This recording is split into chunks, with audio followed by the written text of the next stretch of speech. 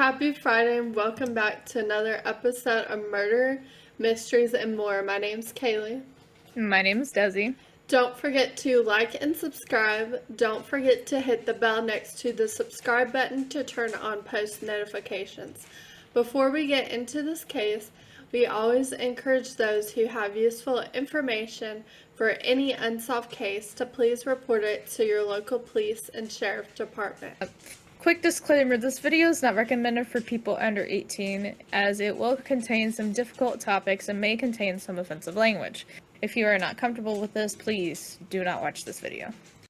We all know about the legend of the infamous Bigfoot. He's super hairy, tall, and scary looking-ish.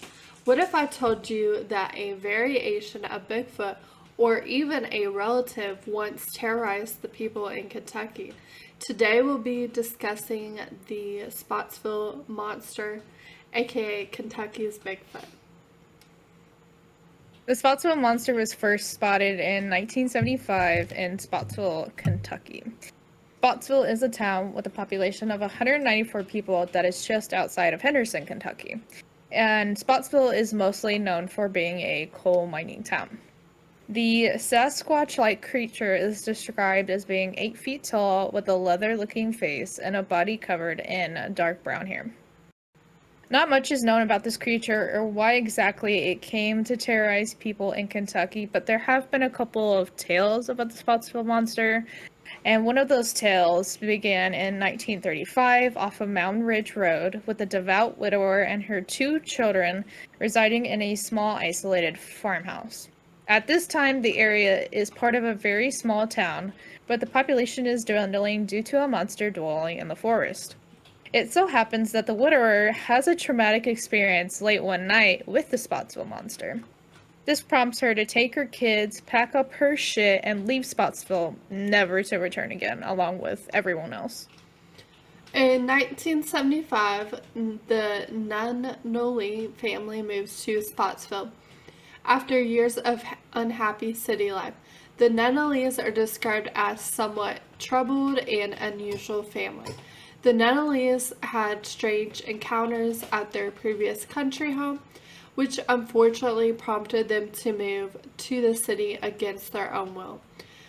Red, who is the husband and he's a father of 6 children, is rough looking and he's a no-nonsense renegade who suffers from glaucoma.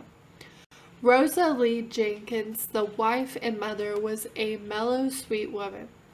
Bart Nunnelly, son of Rosa and Red, would say that the creatures would sometimes come out during the daytime, but for the most part, the Spottsville Monster typically came out at the nighttime. They were more nocturnal. And sometimes there would be more than one. So sometimes there would be 2. Other times it would just only be 1 creature. And these creatures would come up. They would rattle doors, windows, and they would walk around the inside of this house. And this would happen every single night. And no one knew what was happening as they never heard of Bigfoot at the time. And Rosie Lee Jenkins had an encounter one night with one of these creatures.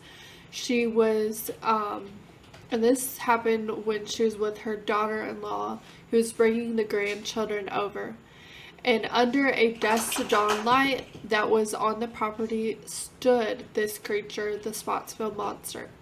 Of course, Rosa screams and she tells the DIL to hurry up, as she was afraid it was going to attack them. And after that, she was seen running. She said she saw the creature running down the road and jumping over fences, which I'm sure if anybody saw that, they would be scared. Yeah. Dean, Bart's brother, had his own encounter when he went to go get his niece and younger sister, who were outside at the time, inside for dinner. Dean, attempting to wrangle the hooligans, heard a bunch of limbs breaking, and at the edge of the woods, which he just so happened to look over at that time, stood the Spottsville Monster watching them. Like, that's not creepy at all, but okay.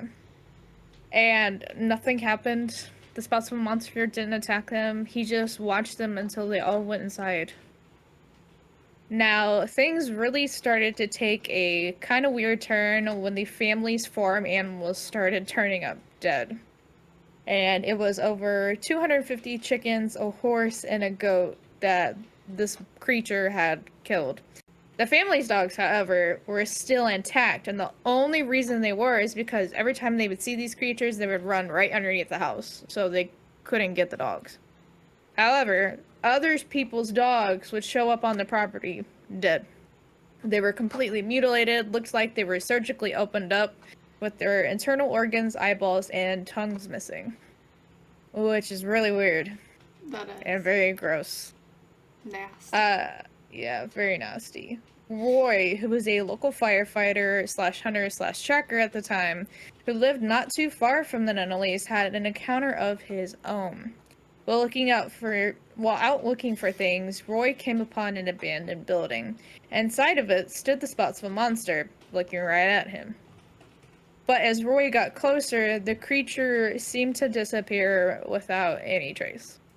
And state and local police were called out several times about these issues, to which they responded with threatening Roy. And the police even claimed that it was a bear, and to either leave it alone or Roy would be prosecuted to make an example out of him.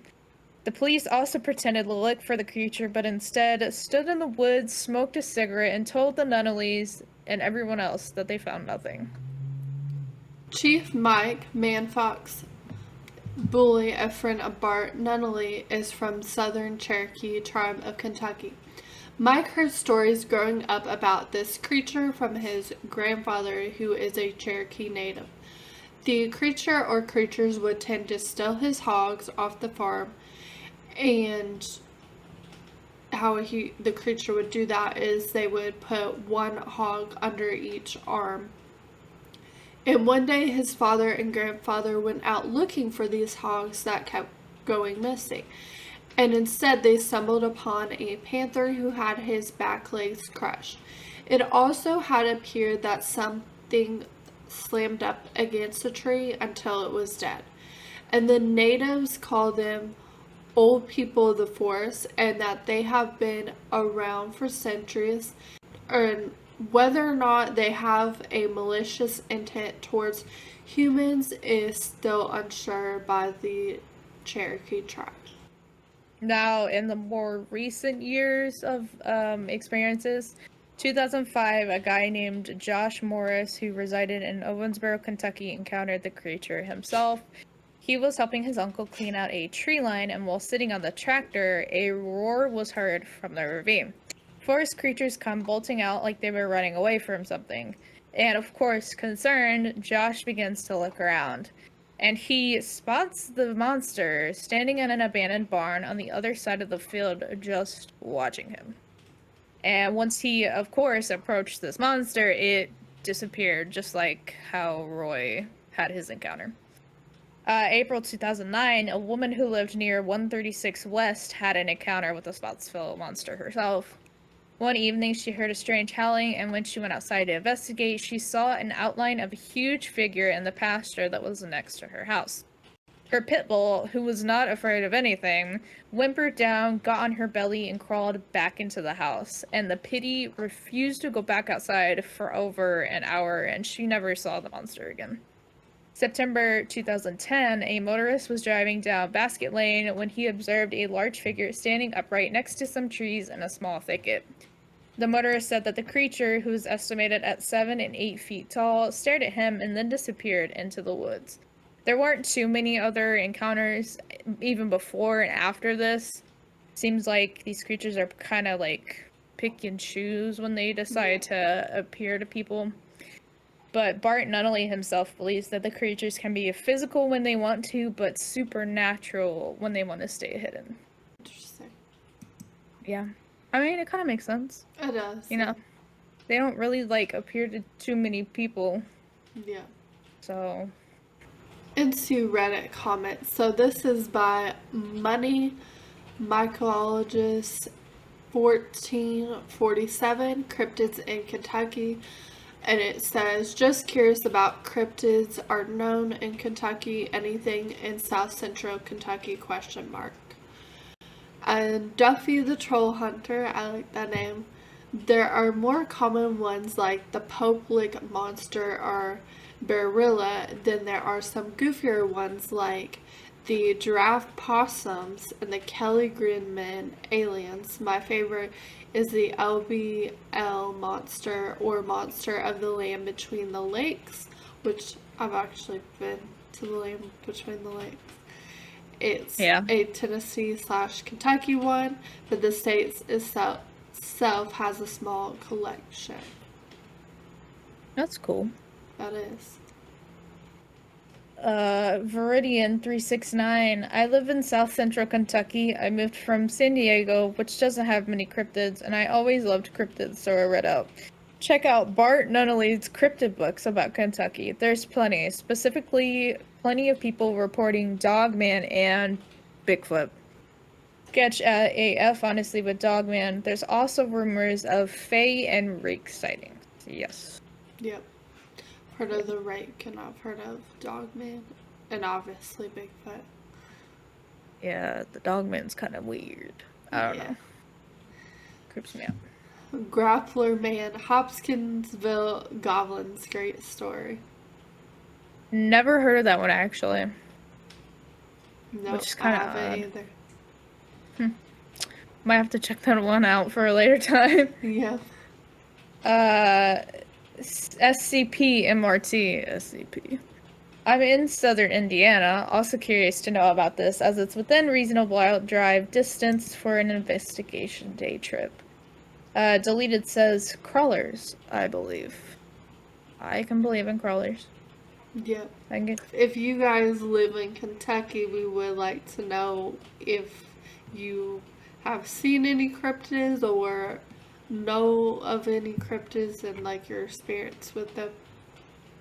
Yeah, I'm always interested to hear when people encounter like some weird shit, man. Yeah. It's my favorite. I love weird things. Weird things in the woods. Weird things in the woods. On to the next Reddit post, which is Adam Skill. Thought this would fit here. Found on r/cryptids. Madam Kitsune 98, the Hopkinsville Goblin, please, that's drunk redneck shooting at owls who swore up and down that it was aliens. The scariest cryptid stories in the Kentucky are either the Pope-Lick Goatman, the Pope-Lick Goatman, that's interesting, or the Spottsville Monster. I mean, the Spottsville Monster is just an extension of Bigfoot, which can be pretty terrifying. So, I have never heard of the Goatman. I think I've heard of it. Sounds fun. Never heard of it for me. And then I will post a picture of this, but the actual author of this page posted a picture of the scariest urban legends in each state. So I'm in North Carolina, so the scariest one is the vampire abuse of Bladenboro.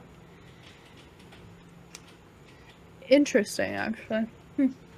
Yep. And then you're in Indiana, so you're number weird. 14. I gotta find it. Shit, hold on. Oh, I found it. The Green Clawed Beast in the Ohio River. I've never heard of that before either. Which I will say the Ohio River is weird. And nasty. It's not. I was say it's not only weird, it's just nasty fucking looking, dude. They got mutant fish in that bitch. Yo, somebody needs to go through and just clean it. Yeah. It's bad. And then Doug Gillon says, I'm from Utah, and have you ever heard of the legend associated with Escalante petrified wood? However, grew up hearing so many stories about skinwalkers from Native American friends and another friend whose dad served as a Mormon mission on Utah reservations. The first episode on skinwalkers was really good. Pushing 40 have safe distance of living on another continent, But even now, skinwalkers continue to scare the shit out of me. Yeah, skinwalkers are scary, and in the Lethal Company game, the skinwalker mod, that shit's scary, but you should try it. I love the Skinwalker mod just because it fucks with your mind so much. I love it. That's creepy. I know. Remain in Sion. Never heard of the one from my state. How could they not pick the Mothman from West Virginia? The Mothman is so, like, popular in West Virginia. That doesn't make sense to me. Yeah. I love Mothman. Been to Point Mothman's Pleasant. awesome. Was really cool. Loved it. I want to go back just so I can get, like, more merch and stuff because it's so cool. And to have another experience. And we also have a Mothman video. We do. You guys should check that out. It's pretty awesome. I like this name. Please put down the salt. Yeah, please put down the salt. I live in Augusta, and the haunted pillar sadly is no more. Some drunk guy hit it with his car. The legend I heard is that the pillar was all that remained of the old slave market here, and whoever touched it was cursed with bad luck. So I feel sorry for the dude who ran it over. Damn. I guess you could say that's unfortunate for him. Yep. That's why you don't drink and drive. Nope, do not recommend. Nope. Deleted. Fuck the Nyan Rouge. The Dog Man is the best Michigan cryptid. Facts. The Vic Sage question. Everybody here knows about the candy lady. The fuck is that? I haven't heard of that. What's the candy lady? Gay Goss 98 says Kentucky Goblins, lol. Put up the Pope Lick Monster. He's our boy. Y'all Kentucky motherfuckers and licking some shit. Okay, so the Candyland, so it's an urban legend that originated in Texas, and it's about a woman named Clara Crane. And after she was released from a psychiatric hospital, and that was after she was committed for killing her husband, she continued to terrorize the small town of Terrell. So a bitch went crazy. Yeah. Not new. Oh, and she laced a few caramels, her husband's favorite candy, with poison and offered them to him. And he died as a result. Damn, this sounds like that lady who was putting bleach in her husband's coffee. That's what that reminds me of. That shit is crazy. Ooh. Jar Jar Brink Security. I swear, never heard of Loveland Frog. I live 20 minutes from Loveland. From birth to 18, never once Loveland Frog ever came up. I've asked friends about them, and they all say the same thing. But it has to be a joke. Okay. Interesting. Clayton from Illinois. What an original fucking username. Ghost Elephant should have gone with the Chicago Batman. Just sounds like Mothman to me. Sounds like a Walmart Mothman. Batman? Yeah. Is this where the Batman originated from? Was from that? The original Bruce Wayne. Imagine. Batman, Bruce Wayne is just a cryptid. That'd be wild. Oh, Jan Flateau, Texas, and no mention of Chupacabra. Oh, Chupacabra, Yeah. man. That's a classic cryptid. Gotta include that. I fuck with the Chupacabra. Happy little atheist. Can you imagine Henry talking about Charlie No Face? I'm hearing in my mind's ear something straight out of Goodfellas. Deleted. New Jersey got the ghost boy of Clinton Road of all weird New Jersey things instead of the Jersey Devil himself. Wow. I bet he's pissed. Probably. Oh yeah, he's so pissed he's gonna summon a satanic circle. Yep. He's gonna haunt you now. You better watch out. So, Yeah. whatever this creature may be, I don't think it's entirely malicious towards humans, but it definitely has the capability, seeing as it's been malicious towards animals in the past. The creature still lurks in the shadows to this day, whether we will figure out what is the real mystery. Thank you for listening to another Murder Mysteries and More episode. Catch us covering another exciting case next week, and as always, remember to keep your eyes open. You never know when the Spottsville Monster may come to torment you.